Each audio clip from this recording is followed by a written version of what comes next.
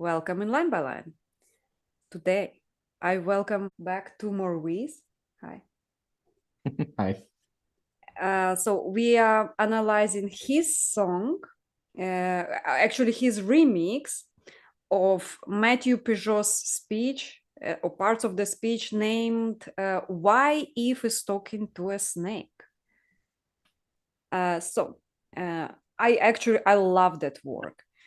Tell me, how did you come up with that idea?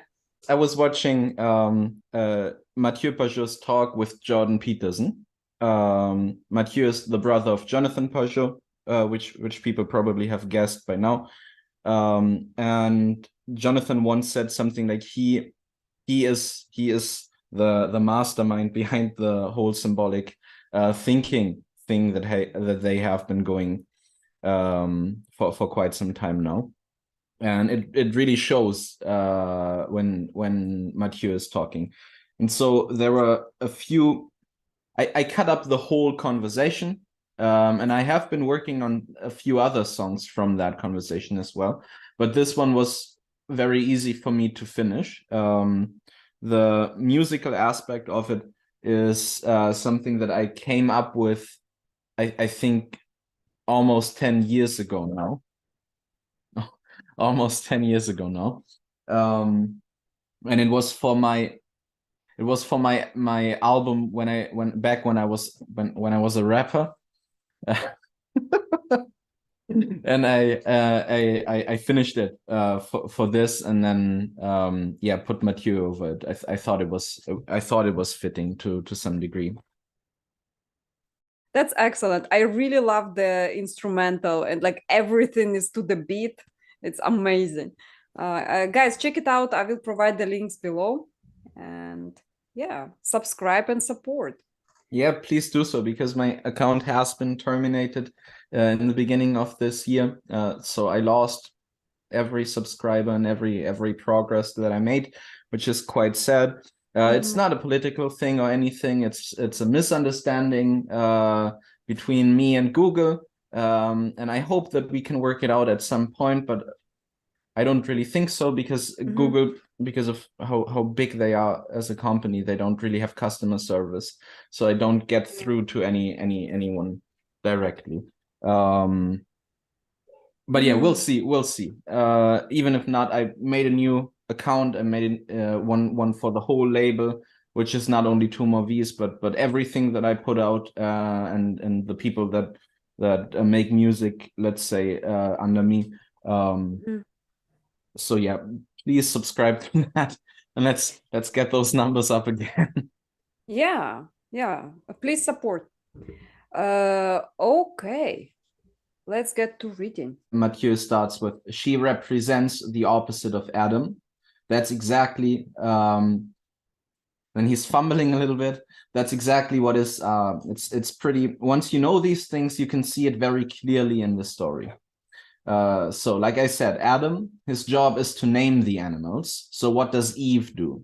She listens to the animals. That's one way to see it, which is very interesting as a start, I think, because mostly I didn't think much about what exactly they were doing in paradise. It seemed more like, it's nice to be there, but I didn't think of them having jobs or roles that they really play. And he makes that quite clear in the beginning, which is Adam assigns meaning to them, gives them names, and Eve is the one who she let's say she talks to the animals, she listens to the animals, or the things that are being named. And while Adam is taking meaning from above and assigns it to something of the earth, Eve is listening to the earth and trying to convey what the earth, let's say, thinks about the meaning that is being assigned to it. So it's like a two-way thing that they have going there. Yeah, it's like their perception of reality completes each other somehow. Right, but right. I love that question. Why is she talking to the snake? I was thinking about it. Like for a long time, I was contemplating that idea of communicating with Ouroboros, that snake that it's its own tail. I actually was writing poetry even about it. And when I listened to your song, why is she talking to the snake? I actually thought it was about my poem for some reason, like, egocentric way of seeing things. And it felt like really relatable to me. Mm-hmm. It's like, why are we doing this? Why is she talking to a snake? And that posing a question, it's like a call for contemplation. Yeah, I would say it's thought-provoking. Yeah, definitely. That's also what Mathieu gets into in the next bit. He says, so why is she talking to the snake? This is a question nobody asks themselves, which is interesting. People sometimes say, wait, why is this snake talking? But the real question they should be asking themselves is, how can Eve understand the snake? Or how does Eve know how to understand what the snake is saying? Which is like turning the question that we normally ask ourselves on its head. Exactly. I think it's I was thinking about it because this curiosity of knowing the world and how it works, it's one way of doing it is thinking about it, contemplating on reality, observing reality. But then there is this active approach of communication, seeking out knowledge, let's say. And that was my idea. Although I always thought that a conversation is the strength of man. And yeah, I get that because it's like a more active thing, let's say. It's more, it seems from that angle more like a masculine property. But I think the juxtaposition that Mathieu is pointing to here is more that the modern, let's say, scientific worldview is looking at, it's hearing about a snake that can talk and is asking, well, snakes can talk. Why is the snake talking in this story? That's a stupid story. But that's completely missing the point. Because the thing that's curious about this is not that Eve is having a conversation with the snake, but that Eve is the one who can understand the snake. So it's not about the conversation per se, but it's more the thing that like the thing of Eve, the thing that she has going for herself, let's say, or that women have going for themselves as a general thing, because men are generally, directing things, and then the female role is much more seeing if the things that are being directed are fine with the way that they are being directed, and then is trying to convey this to the man so that the man can react to this and be a better leader. Oh, nurturing, gathering, like kind of sort of. Yeah, that's how I would understand it as well. That makes sense. And also, I think snakes represent also the danger. Definitely. In a sense. I think that's especially Peterson's point when he talks, like in his Bible classes, when he talks about what the story of Adam and Eve represents on a psychological level, because Eve is saying is like pointing at the danger, or is making the men see the danger, and then the man has to react to that in a sense. And Peterson talks a lot about how that is something that's present in like romantic endeavors. So that's almost a direct quote. Like when men see a beautiful woman, they freeze to a degree, and they are horrified. I mean, that's heavy language for this, but in a sense, like, they become very much aware of their flaws and of their shortcomings, and that is because women have this ability to make you see the things that are not right or not in place or something like that, either about yourself or about the world. When you have a family that you take care of, I assume, like, I'm not a dad, but I assume the moment that you have a child, there are so many more things that you realize that could be dangerous for the child, for example. Mm-hmm. I understand. The awareness of the dangers are massively elevated and heightened. Where the man is by himself, he doesn't feel judged. Yeah, that's a good thought. We can also take, I mean, maybe that's a little bit too far, but the other thing that Jordan always likes to say is that beauty highlights what's ugly. And that's still the same principle, because you have the beautiful woman and then you have the ugly flaws that about yourself or about, you know, the world or whatever, that are being pointed out by this. That's maybe a little bit of a stretch, but it's still the same principle.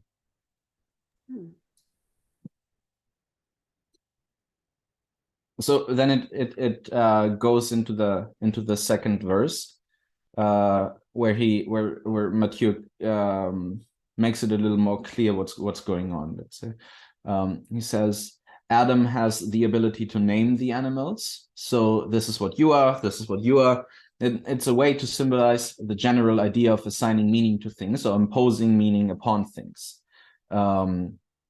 which is, again, this movement of taking something, meaning from heaven, and then assigning it to something that belongs to the earth. It's yeah.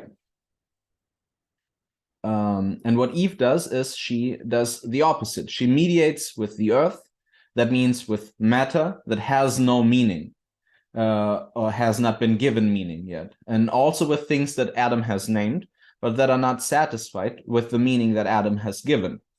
So we can actually think that that's what the snake is up to, a little bit in the story. Which, I mean, I don't know if that's the theological thing that like the priest would talk about when he talks about this bit of the Bible, because what we focus on more most of the time, at least in my experience, is you know, the temptation in itself and the motivation that, you know, that Satan is behind this whole thing. But yeah, even if we would look at it only as the snake coming up to Adam and being unhappy and being unhappy about the meaning that it has been given, that's still in a way a self-centered thing. So I assume that Adam is capable of making mistakes in his naming of things, because he still isn't, let's say, perfectly developed or anything like that. He is quite new to this business. But the snake coming up to Adam and saying, or to Eve and saying, I'm not happy about this. This is not what I am, or whatever, is still a self-centered way of looking at it, going about it, in a sense.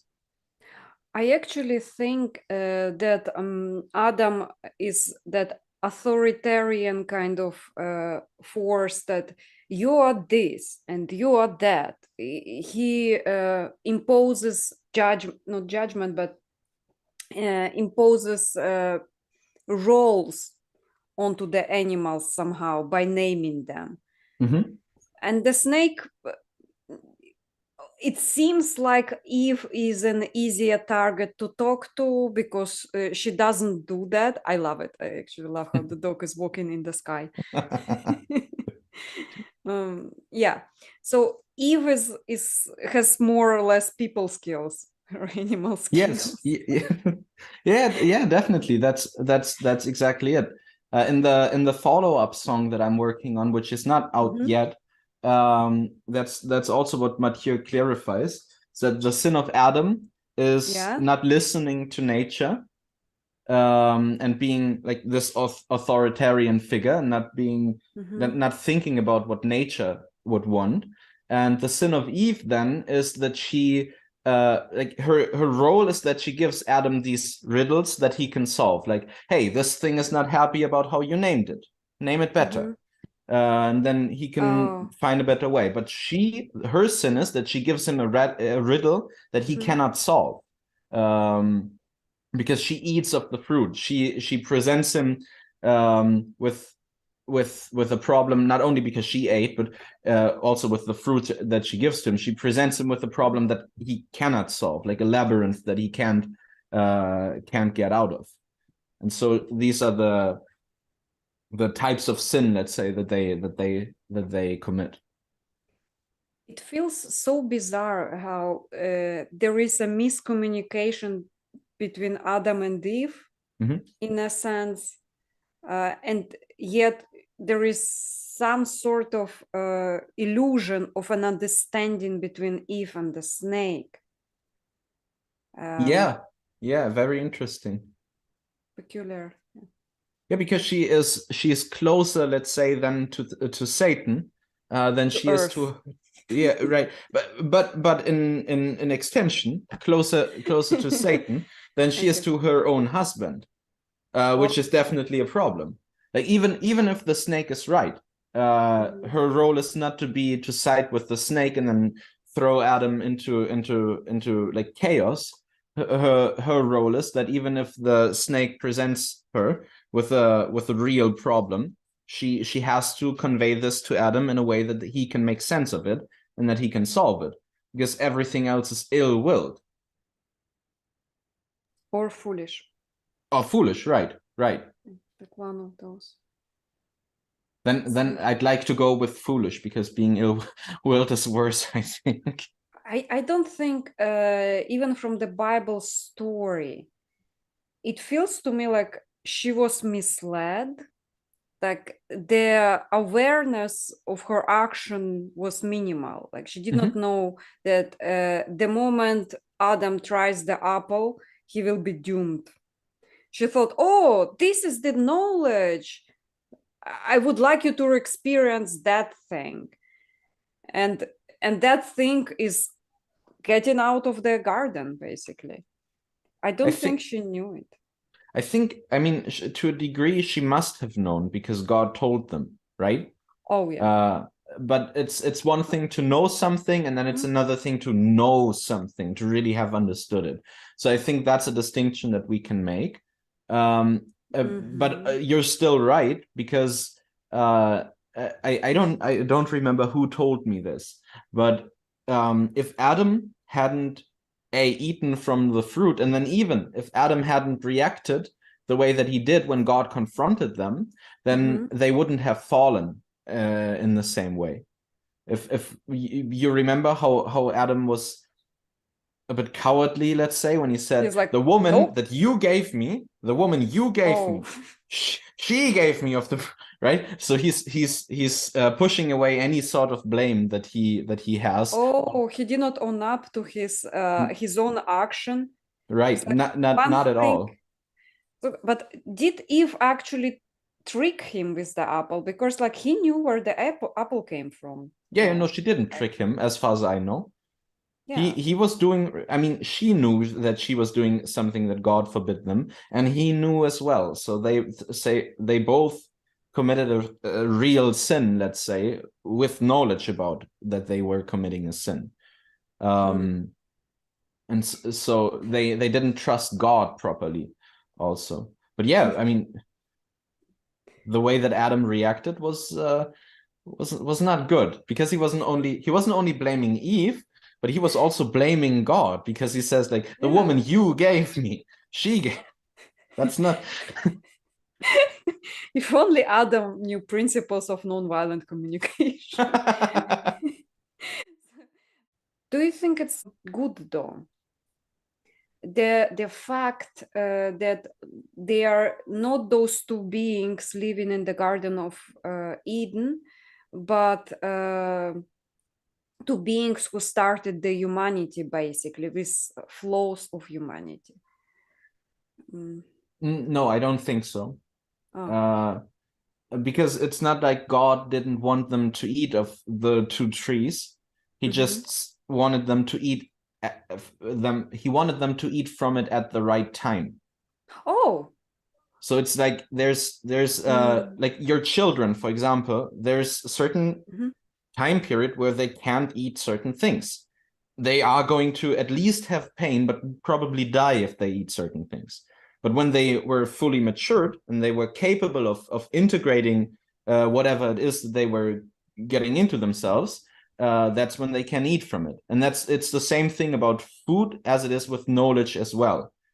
Like there's just some things you can't know when you're not developed enough. It will break you. Oh, that's a really good idea. Like, I did not know that. I always was like, why? Like, is it really good? But yeah, the timing was wrong, and the disobedience itself. Right, right. So if you disobey the highest principle, the ultimate good, something or someone that does not have anything bad or evil or whatever in himself, then you're obviously in the wrong then. So that's a principality thing, let's say, that's a problem. And then also a technical thing, because there's just things that you can't integrate properly at some moments, and then if you do, you'll die. Yeah, I mean, no arguing that. Right. Okay, I'll keep on reading. So Mattheeu says, so we can say Eve is mediating the perspective of the earth, of nature. And this story is really, really deep. It represents basically the right wing and the left wing. If you look at it at a political scale. And Adam is the traditional perspective. He represents, we have tradition, we have a past, we have our insights from the past, and we order things according to that. So that's what Adam is doing. And Eve really represents the left wing. She represents, I'm going to listen to nature, and if it doesn't agree with what Adam is doing, I'm going to try to mediate that. And then he goes into detail what that means. Like he gives an example. Basically, the ecological movement basically represents what Eve is doing. It represents the feminine aspect as described in the story. And also both aspects, like that's my comment on it, both aspects of it, because there is definitely something to the ecological movement. People that want to take care of the earth, that's generally not a bad thing. I'm not for pollution, for example, or littering or anything like that. So it's good if we take care of that. It's good if we are good gardeners for the garden that has been given to us, which was our role anyway, which we got when we came to paradise, came into paradise, right? And so that's like the positive aspect of it. But she also in her sin represents the negative aspect of the ecological movement, where they are like this, like the worst example, Extinction Rebellion, where they are like, stop having children, abort more children, and just like the whole humanity is a cancer on the planet thing. Yeah, she represents these both of these things, I think, very clearly. Symbolically, I can see the analogies there. That when the left goes too far, it's as evil as when the right goes too far. Right, because if you have like an ungodly amount of authority, it becomes tyranny, and then it becomes stale, and it dies, because everything that has no form of change in it. Everything that completely stands still just is dead. But on the other hand, if you put too much change into something and there's no stability whatsoever, then it's like a flood that comes, right? It's like a flood that comes, and there's nothing that can keep standing, and everything falls apart. So both extremes lead to death, and both things are necessary in a proper amount and in a proper manner for life to exist. Yeah, oppositional relating is okay as long as it's building something and constructive. Right. But when it's too rigid, too far to the extreme, it requires the opposite side to go too far and to the extreme. And their relating is fighting rather than constructive. That's the way I see it.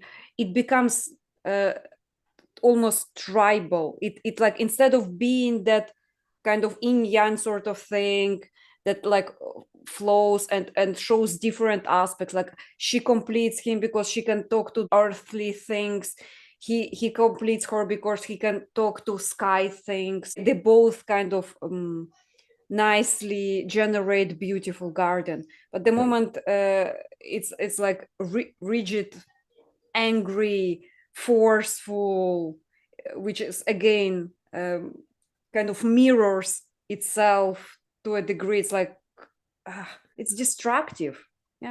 Death. Exactly. And I think that's also something that we see nowadays, obviously. Like the way that people are arguing politically is exactly this tribal thing that you were talking about. Like, I'm a conservative, I can only agree with this. I'm a socialist or whatever, I can only agree with this. When in reality, the constructive way of having a society, and the proper way of having a society, is something where both of these forces try to work together, because they recognize that they themselves are necessary, but also the other side is necessary just as much, just in a different way, let's say. I would like to add to it. My vision is limited to the point of view where I'm standing. So I can only see the front side of the cup, and you can only see the handle. You cannot see the pictures that are on my side. And I will like, clearly this cup has pictures and black and white letters on it. Right. And you're like, no, this cup has a white handle. And I was like, no, what are you talking about? I don't see any white handle here. Oh, yeah. I don't see any white handle. So we need, in order to know what is reality, both sides of perspective, both sides to see a thing. And in the, let's say, rigid mode, where one side says, if you disagree that my side is the only side possible, which is black and white, and you clearly can't see it, you just can't, it's not your reality. Right. And I will be like, you're evil, you're this, and complete dehumanization. Yeah. And then the other side, no, it's your evil, there is clearly a handle. Right. It's again, we need more eyes and more perspective in order to make full, let's say, 3D view of the world. Which is something that transcends politics, completely. Because it's just a basic pattern of reality, and wherever you look, you are going to see this manifest itself. And in politics, it's something, it's quite easy to see because politics are so polarized, especially right now. But it's something that you can see everywhere. Like you need for life to exist, you need to have like solid ground, but you also need water and something that's flowing, and you need these things to interact properly for flowers to grow, for example. Yes. And it's the same thing with literally everything. You're gonna have that everywhere.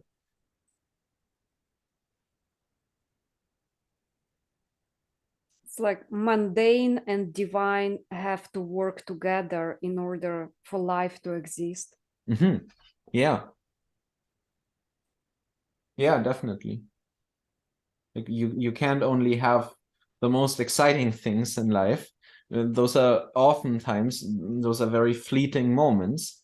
Um, uh, you also can't have only the mundane stuff, because then there's nothing to live for, technically. So yeah, it's always it's always like a combination of these things, like a harmonic combination, a symphony. I think I stopped at it represents the feminine aspect as described in the story. It's about maybe the snake is not happy with the name that Adam gave the snake. It's just a general symbol for anything that you can impose meaning upon, can then turn around and complain about it. Like, no, I disagree. And I think like that's what the snake is doing. That's what the snake is doing. And that's what, like, my dog, for example, is doing as well. Like I'm sitting here and I'm trying to talk to you, but he says like, no, I disagree. I want your attention. I want to play. And but that's fine. Because we're learning from Adam and Eve's mistakes, and we're trying to make it better and mediate in some form. It was also just for a second, I was laughing at Adam and making a bit of fun of him in the beginning. But I'm doing that from a perspective that's completely aware that I'm doing the same thing and probably worse than Adam did when he was there. It's just it's good to I think it's good from time to time to highlight these things, because especially like on the right, on the Christian right, when you get in these like these incel territories, they're like, oh, F you, Eve, for screwing up our place in paradise. It's your fault. And I mean, like, it is Eve's fault, of course, but it's also Adam's fault at the same time. And Adam could have prevented the whole thing even after Eve did what she did, and he didn't. So you can't blame this on one gender. We did this collectively. I mean, if is a good scapegoat. I always hear how people blame the mothers, and kind of like nobody really blames fathers. And I was like, why wouldn't you blame a bad father? Like, you keep blaming only mothers. Yeah. And it's I do kind of have a sense of it, because mothers are the ones who educate and supposed to be the nurturing ones, and if they don't do a great job, then they're being blamed because their role was to be nurturing and educate. Right. It's more apparent oftentimes. Like the only time that we really blame fathers nowadays is when we look at these OnlyFans girls. It doesn't matter which of them you ask. It's like always, no, I don't know my dad. I don't have a relationship with him. And that's when it becomes apparent that that's what's lacking. But it's still hard to figure out why exactly that is a problem. Because when a mother doesn't care, like when she doesn't nurture her children, then they starve, for example. Like it's quite apparent that is something that's pretty on the nose. But the influence that a father has is something that's I think harder to see. It's not impossible at all. And when you find out what exactly it is that you have to be looking for, then it's also easy to see. but it's still not as on the nose as the mistakes that a mother can do from time to time, let's say. Yeah. Different roles. Right. Different roles that we're playing, and also different effects that it has if we play them well, or if we don't. Anything that you can impose meaning upon can turn around and complain about it. No, I disagree. So what exactly does he disagree with?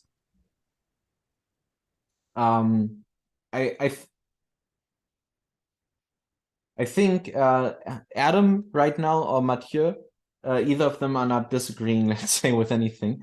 It's more either Eve, or in this context, it's the snake talking, or the general thing that can disagree. Like if I stop playing with my dog now, then he's going to start barking in a minute or two. And so he's saying I disagree. But also if you look at, let's say you name fire differently. You name it as something that isn't hot and that can't burn your skin if you touch it. It's going to disagree, and it's going to disagree quite loudly the minute that you touch it, or the minute that you leave it in your room unattended, or something like that. And so if we don't name things properly, they are going to protest against it.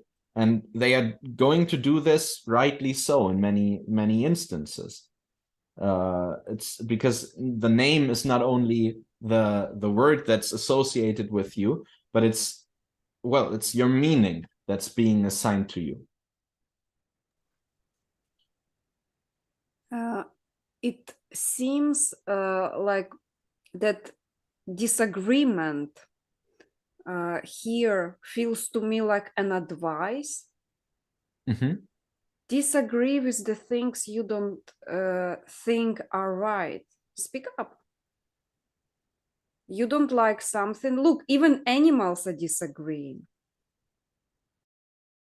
I think that's exactly right, because that's the sin of Adam, is that he's not listening to nature, and that he's not naming things properly. That's why they disagree, and they have a right to disagree. The sin is in that sense, I think, not in the snake, but the sin is in Eve, when she or let's say it differently, because obviously there's something there as well.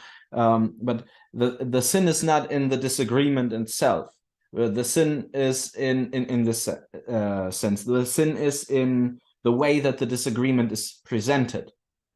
Because I can disagree with anything that you tell me, and I can be unhappy about it. But if I bring that up in a proper, productive way, or in a constructive way, then you are going to react to that, and we're going to find some sort of compromise. And but if I'm like, no, and then I'm not talking to you, and I'm not listening to you properly, and then the whole conversation that we have is like very unpleasant, and we don't get anywhere, that's the sin. The sin is not that I'm unhappy about something. The sin is the way that I present this unhappiness. I'm bewildered by that story. There is so much nuance in it. Yeah, it's absolutely crazy, and we have only touched the absolute surface of it. I was not aware of any of these things before I was engaging with the ideas of Jonathan, and especially Mathieu. And I know that Mathieu is working right now on a book about like Eve and the feminine in this aspect. He talks about this a little in a little more detail in his conversation with Jordan. So there's going to be a lot more things coming to light, I would say, when that book came out. It's absolutely crazy, because you can dive into these things like indefinitely. There's no bottom to it, to the Christian symbolism in general. It's stunningly beautiful. It's discovery of our roots, or we came to be. Yeah, I mean, even if you don't proclaim yourself to be a Christian, it's still like the moment that you understand the symbolism behind these stories, you know that that's where you come from, and you know that that's what's going on inside of you. Yeah. But that's then also is in the long run, I think, something that if you're being intellectually honest, and also if God has mercy on you, then that's something that will lead you to Christianity in the end. At least that's how it was for me, because the moment that I understood how deep this symbolism goes and how all-encompassing this story is, I also understood, you know, there's nothing outside of it. And so that's the thing that we're participating in. And so like, that's the truth. You know what I mean? It's not only like in a doctrinal sense, the things that the church says is true, but the pattern of the Christian story is just, that's what reality is made of.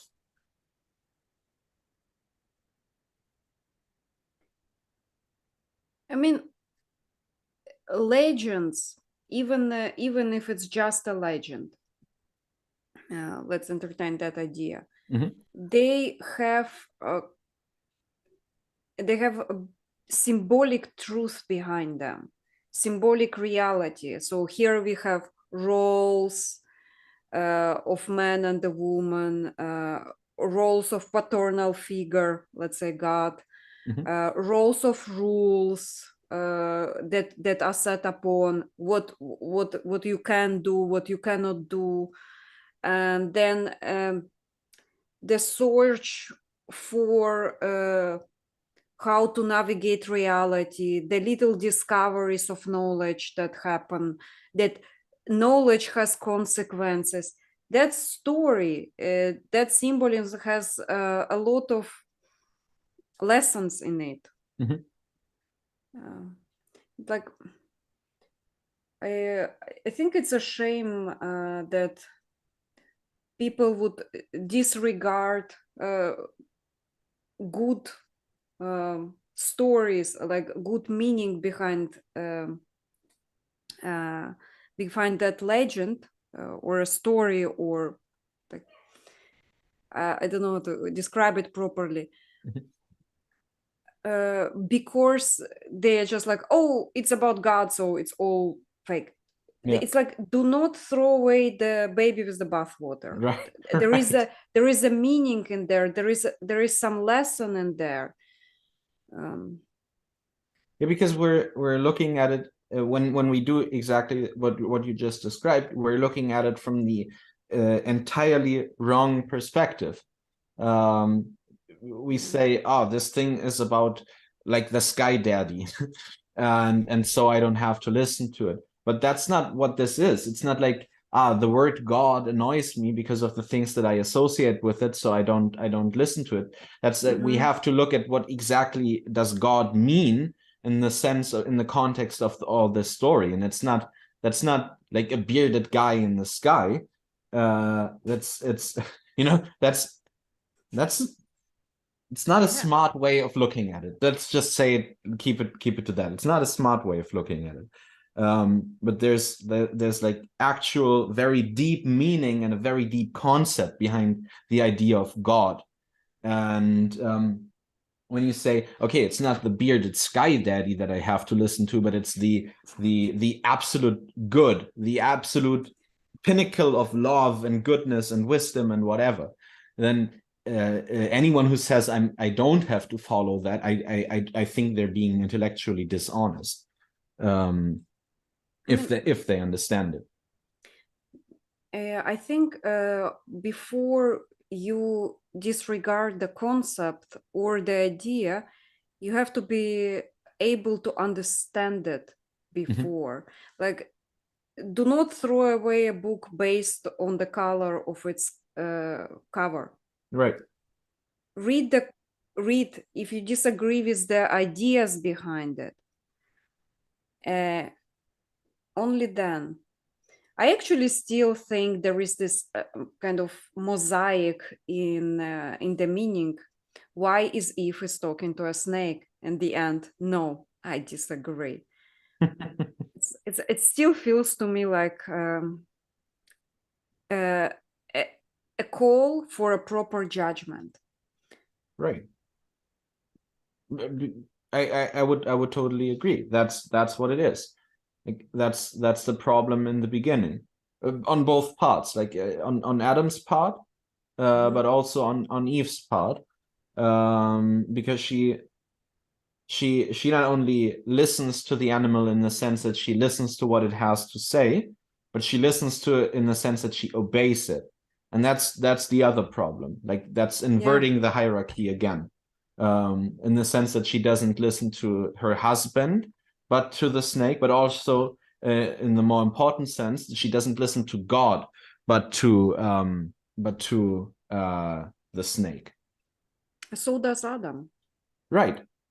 In a sense. Yeah, I mean, he doesn't talk to the snake, but he listens to her wife instead of listening to God. And that's just wrong. Yeah, they both kind of disagreed, but in a wrong place. Right. Instead of disagreeing with the snake, they disagreed with God.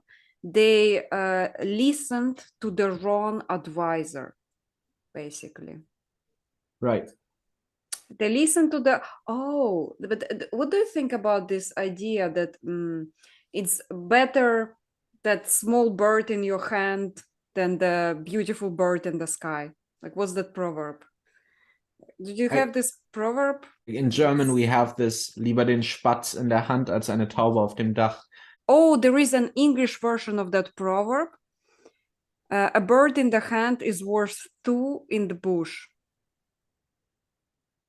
So in Russian, it's лучше синица в руках, чем журавль в небе.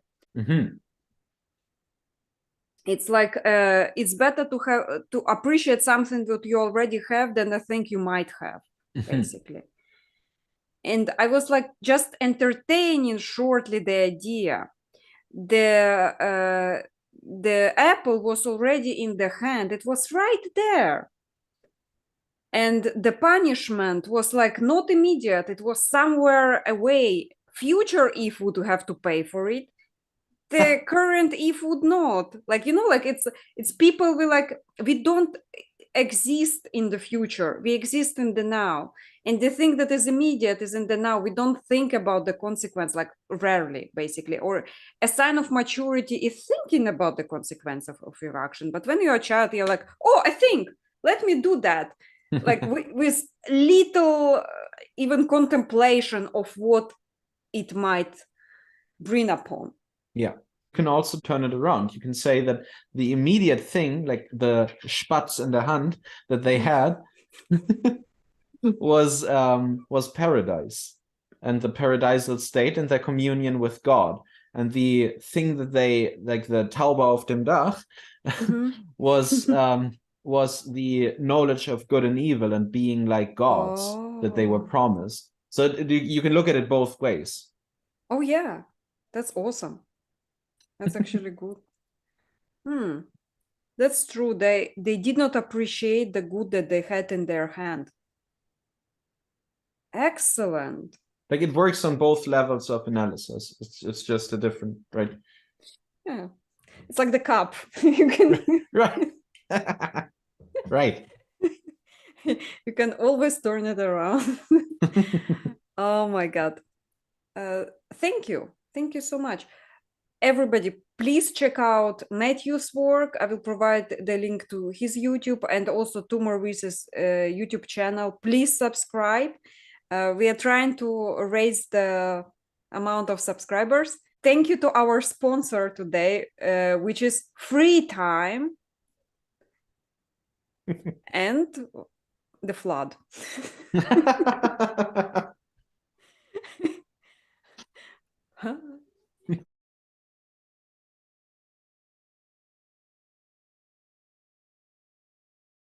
Both Adam and Eve, they were saying yes to everything. That I disagree thing was coming from animals, basically. Like animals were disagreeing with the naming things. Snake would to Eve, look, Eve, here is an apple. And she's like, I agree. And then Eve comes to Adam, look, Adam, here is an apple. And Adam, I agree. Where he should have, like, even animals have like, no, we don't like our name, please rename us. So it feels like that assertiveness was missing in both Adam and Eve. In non-violent communication, there is a distinction between request and demand. So request, and here I mean God. If God would request, please don't eat that apple, this means it's just a request. It's like, I would like you not to eat that apple. But demand would be, if you eat that apple, you all will be punished for eating that apple. And the punishment will be something you don't know. It's like fear the unknown, basically. And so I guess Adam did not know the distinction between request and demand. And so, well, since I don't know what the punishment is, I guess He it's knew, just a though. request. Oh, he knew it will be he will be kicked out? He knew it would be death. Ah. Which is, I mean, ultimately what happened. Like they didn't die. Mortality, yeah. Right, mortality in general entered being itself. The moment that they fell. Right, because God told them, don't eat from this, you are going to die. And then the snake came and said, well, you surely won't die. Right? So it lied, obviously. I mean, it, in a sense, it didn't. It was like, you surely won't die today. Like... Right. So it's not a lie in that sense. It's just also not really being truthful. I mean, but that's the thing about snakes, right? That's the thing that they represent. They are smart in the way that they do things. They don't just say, you're never going to die. Death is not going to enter the world. They just say, you won't die. And they didn't die right then. It's just that death entered their world as well. It took, I think, like 900 years for Adam to die. So that's quite the time span between committing the sin and having the absolute consequence of it.